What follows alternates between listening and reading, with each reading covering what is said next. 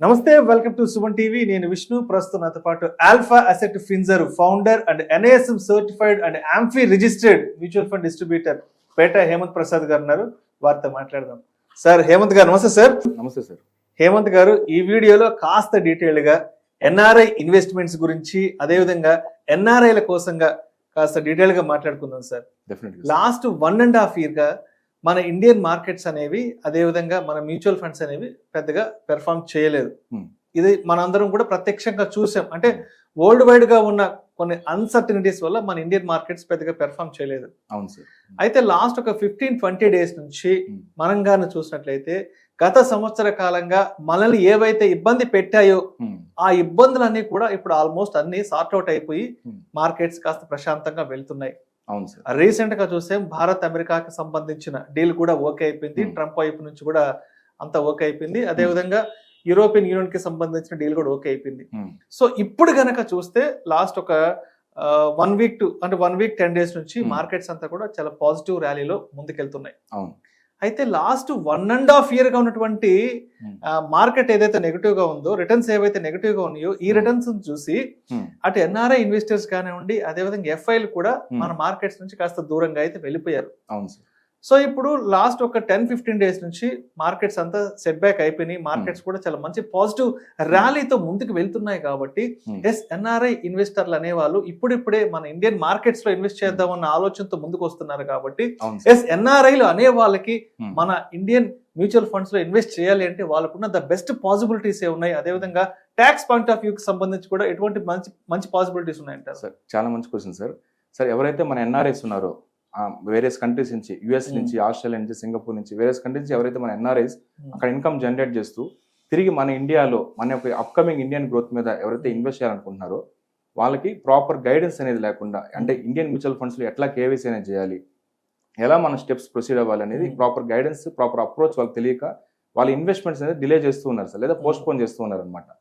ఎవరైతే NRIs Indian mutual funds invest చేయాలనుకుంటున్నారో వాళ్ళు amphi registered mutual fund distributor కానీ లేదా సెబీ రిజిస్టర్డ్ ఇన్వెస్ట్మెంట్ అడ్వైజర్ కనుక అప్రోచ్ అయితే వాళ్ళు ప్రాపర్ గైడెన్స్ అనేది ఇస్తారు సార్. డెఫినెట్ గా US లో అండ్ కెనడాలో ఉండే ఎవరైతే NRIs ఉంటారో వాళ్ళకి కొన్ని అసెట్ మేనేజ్మెంట్ కంపెనీస్ అనేది వాళ్ళకి కొన్ని రెస్ట్రిక్షన్స్ అండ్ కండిషన్స్ అనేది ఉంటాయి సార్. వాళ్ళకి డెఫినెట్ గా కండిషన్స్ ఫుల్ఫిల్ చేసుకుంటే వాళ్ళు కూడా మన ఇండియన్ మ్యూచువల్ ఫండ్స్ ఇన్వెస్ట్ చేయొచ్చు. చాలా మంది NRIs ఏమనుకుంటారంటే మన ఇండియాకి వచ్చి డాక్యుమెంట్ సబ్మిట్ చేసి KYC కంప్లీట్ చేస్తే కానీ మేము ఇండియన్ మ్యూచువల్ ఫండ్స్ ఇన్వెస్ట్ చేయలేమేమో అని అనుకుంటున్నారు. డెఫినెట్ గా వాళ్ళు ఆన్లైన్ లో ఫ్లెక్సిబుల్ గా వాళ్ళ KYC కంప్లీట్ చేసి వాళ్ళకి ఇన్వెస్ట్మెంట్స్ అనేది స్టార్ట్ చేయొచ్చు సార్. ఇప్పుడు మనకి NRIs ప్రొసీజర్ అనేది ఎట్లా ఉంటుంది, ఆ KYC ప్రాసెస్ అనేది ఉంటుంది, అసలు ఇన్వెస్ట్మెంట్ ప్రొసీజర్ అనేది ఎట్లా ఉంటుందో మనం ఒకసారి చూద్దాం సార్. డెఫినెట్ గా NRIs కి ఇండియాలో 2 types ఆఫ్ బ్యాంక్ అకౌంట్స్ ఉంటాయి సార్. ఒకటి NRE అకౌంట్ అని ఉంటుంది, ఇంకోటి NRO అకౌంట్ అని ఉంటుంది. ఈ NRE అకౌంట్ అనేది ఎవరికంటే ఎవరైతే ఫారెన్ లో ఇన్కమ్ ఎర్న్ చేస్తారో ఆ ఫారెన్ ఇన్కమ్ ని ఇండియాకి తీసుకొచ్చి సేవింగ్స్ చేయడమో ఇన్వెస్ట్ చేయడమో చేస్తూ ఉంటారు.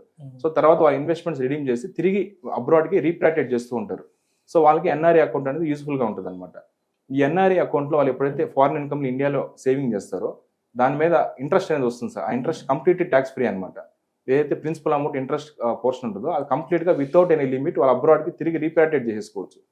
వేరేస్ NRO అకౌంట్ చూసారనుకోండి, NRO అకౌంట్ ఎవరికైతే NRIs కి ఇండియాలో ప్రాపర్టీస్ ఉంటాయి లేదా ఇండియాలో అసెట్స్ ఉంటాయి, సో ఇండియాలో ఇన్కమ్ ఎర్న్ చేస్తూ సో ఇండియన్ ఇన్కమ్ ని మేనేజ్ చేస్తూ ఉంటారు NRIs అవుట్ సైడ్ కంట్రీస్ నుంచి, వాళ్ళకి NRO అకౌంట్ అనేది బెనిఫిట్ గా ఉంటుంది అనమాట.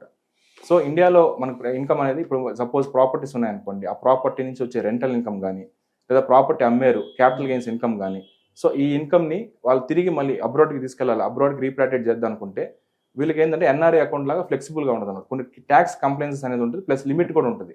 సో లిమిట్ ఏంటంటే సంవత్సరానికి వీళ్ళు $1 మిలియన్ అంటే $1 మిలియన్ మాత్రమే రీప్యాట్రియేట్ చేసుకోగలరు NRO అకౌంట్ హోల్డర్స్ అనమాట. $1 మిలియన్ అంటే మనకి ఇండియన్ రూపీస్ లో చూస్తే మీకు 9 కోట్ల రూపాయలు.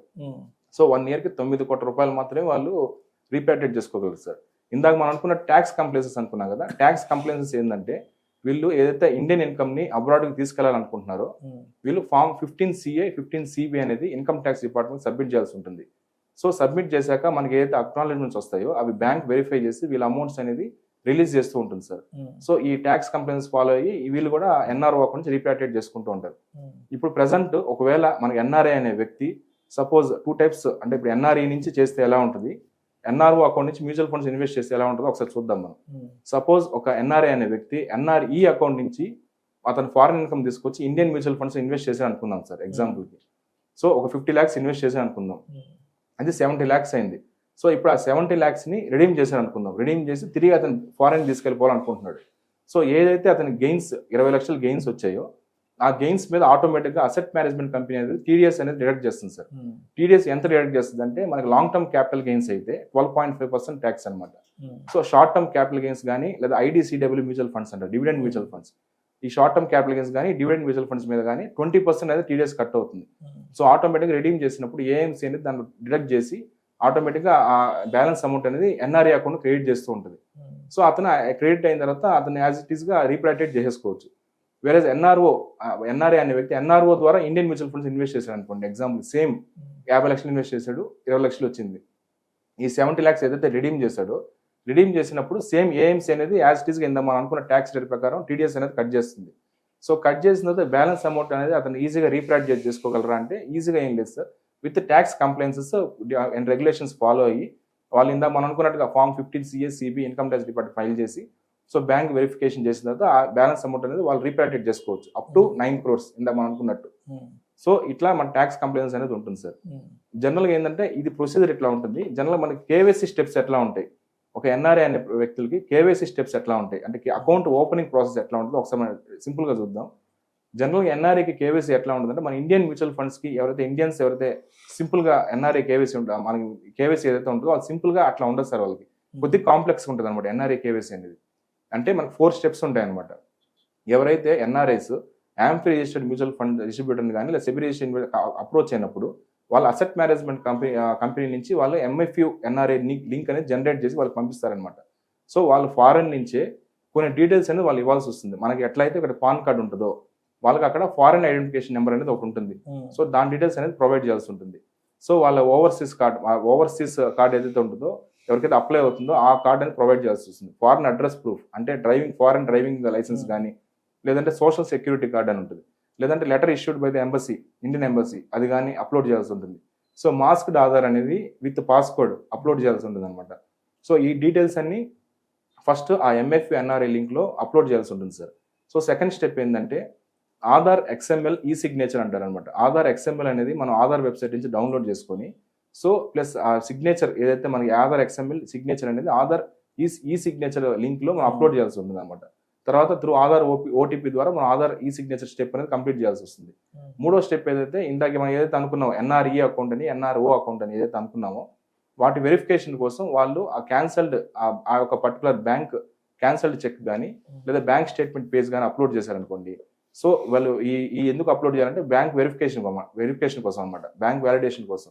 సో 4th స్టెప్ ఏంటంటే ఈ 3 steps వ్యాలిడేట్ అయిపోయిన తర్వాత సక్సెస్ఫుల్ గా NRI అకౌంట్ అనేది యాక్టివేట్ అవుతుంది. సో వన్స్ యాక్టివేట్ అయిన తర్వాత వాళ్ళ ఇన్వెస్ట్మెంట్స్ అనేది ప్లాన్ చేసుకోవచ్చు అనమాట. సో చాలా మందికి మన ఫారెన్ కంట్రీ నుంచి ఇండియన్ మ్యూచువల్ ఫండ్స్ లో ఎట్లా ఇన్వెస్ట్ చేయాలో తెలియక చాలా మంది డిలే చేసుకుంటూ ఉన్నారు సార్ ఇన్వెస్ట్మెంట్స్ అనేది. సో ఈ ప్రాపర్ ప్రొసీజర్ వాళ్ళు తెలుసుకొని ఫర్దర్ గా ప్లాన్ చేసుకుంటారని అనుకుంటున్నాను నేను. రైట్.